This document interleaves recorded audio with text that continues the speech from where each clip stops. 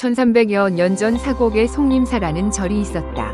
송림사에서는 해마다 전국의 승려 가운데 모범 승려 한 명을 선발하여 7월 7석의 신선 행사를 가졌다.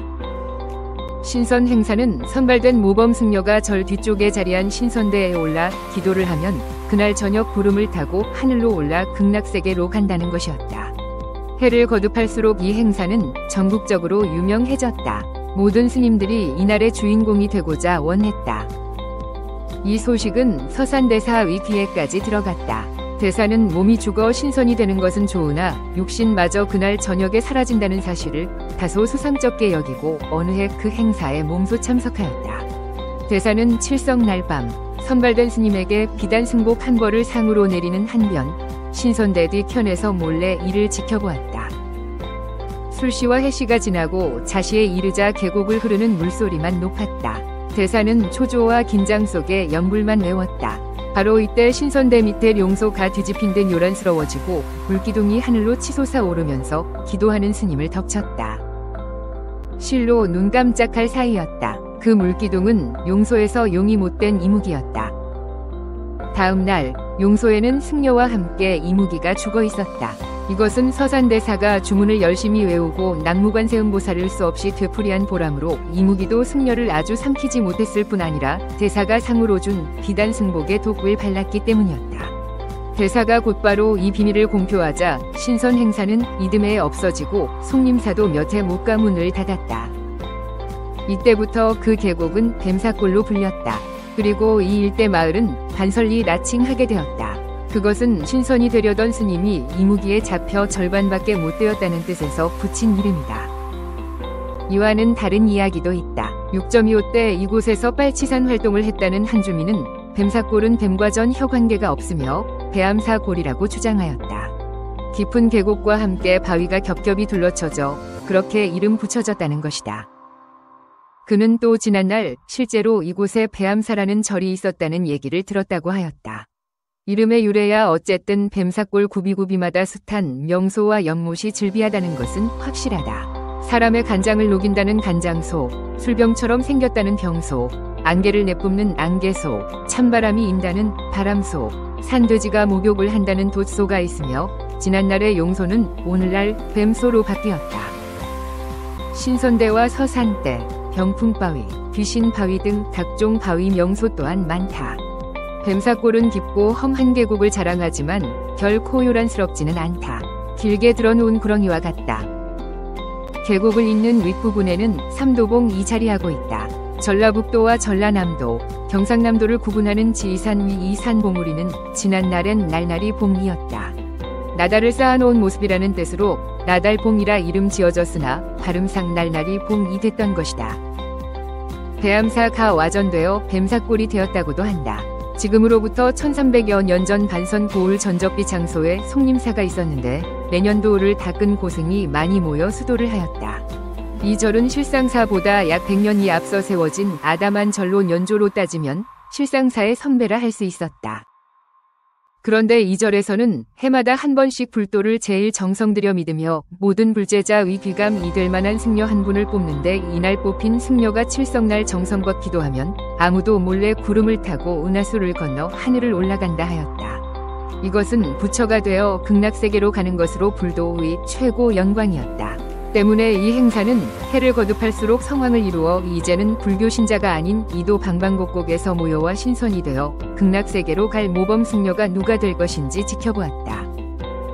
행사의 규모도 매년 늘어 이제는 넓은 마당에 승려춤, 칼춤, 광대놀이가 펼쳐졌다.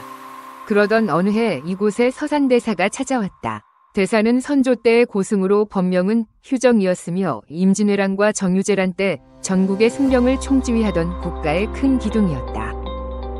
그는 송림사를 찾아와 지금까지의 일을 자세하게 들었다. 대사는 스스로가 부처를 신봉하는 천하의 명승이지만 제 아무리 불심이 돈독하다 할지라도 사람이 신선이 되어 밤사이에 하늘로 올라가 영세불멸 위극락인 이 된다는 것만은 믿을 수가 없었다. 불교 행사 속에 무언가 비밀이 있다고 짐작하였다. 그러나 지금까지 모든 사람들이 믿어온 이 떠들썩한 행사를 사람을 속이는 행사라고 섣불리 공표할 수는 없는 일이었다. 그래서 서산대사는 한 가지 묘책을 생각해냈다. 운님과 은밀히 상의하여 그 해에 뽑힌 모범스님에게 훌륭한 비단 승복 한 벌을 상으로 주고 아무도 몰래 그 옷을 입혀 신선대에 올라 지성껏 기도를 드리게 하였다. 한편 서산대사는 운님에게 힘센 장정 한 명을 뽑아달라 하고 기도하는 승려가 눈치채지 않도록 숨어서 동정을 살피기로 하였다. 어느덧 술시가 지나고 해시가 지나니 자시가 되었다. 깊은 산 아름들이 소나무가 우거진 암흑 속에서 들리는 것은 뱀사골 물소리뿐이었다. 자시가 지나 축시가 되었다. 바로 이때 신선대 및 용소가 뒤집힐 듯 요란스런 물소리가 났다 싶더니 새까맣고 거대한 기둥이 쏜살같이 솟아올라 기도하는 스님을 덮친 것이 아닌가? 놀란 서산대사와 장정은 서로 눈짓만 할 뿐 어찌할 바를 몰랐다. 깊은 용소에서 솟아나온 괴물이니 류용이 못된 이무기가 분명했다. 힘도 어마어마하게 세고 사납기도 한데 류용이 못된 이무기라면 몇백 명의 힘으로도 당해낼 수가 없었다. 류용이 못된 이무기가 물에 잠겨 한 번 성을 내면 바닷물도 뒤집힌다 하고 땅속에서 꿈틀거리면 태산이 무너진다 믿어왔다. 이러한 무서운 괴물이 눈앞에 나타나 그 해에 제일가는 스님으로 뽑힌 승려를 덮친 것이다. 서산대사는 그제서야 송림사가 매년 신선이 되어 하늘로 올라간다는 흉계를 보며 한 사람의 승려를 뽑아 이무기의 제물로 바쳐온 비밀을 알게 되었다.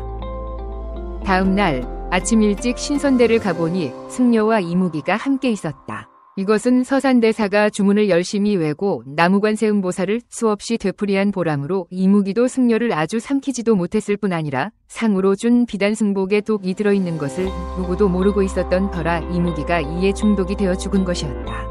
대사가 이 비밀을 공표하니 이후로 신선 뽑기 행사가 사라지고 용이 못된 이무기가 죽은 후 사람들은 이 골짜기 이름을 뱀이 죽었다는 뱀사골이라 부르게 되었고 골짜기 입구 마을을 반설리라 하는 이유는 신선이 되겠다 뽑힌 스님이 알고 보니 신선이 되기 전에 매년 이무기의 밥이 되었으니 신선이 되려다만 반쪽 신선이라는 뜻으로 반선이라 하였단다.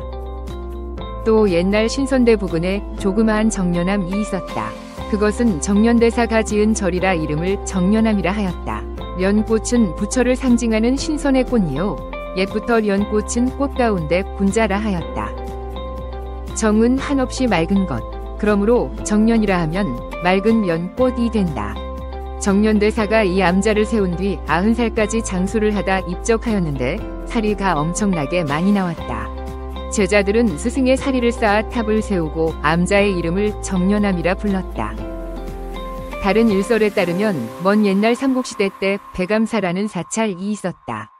백은 배암의 배로 겹으로 된 무의 배를 나타내어 이중의 산을 뜻하고 그 산의 바위가 아름답기로 암자를 지어 배암사라 불렀는데 어느덧 절은 없어지고 빈터만 남아 후세 사람들이 이곳을 뱀사골이라 부르게 되었다고 전한다.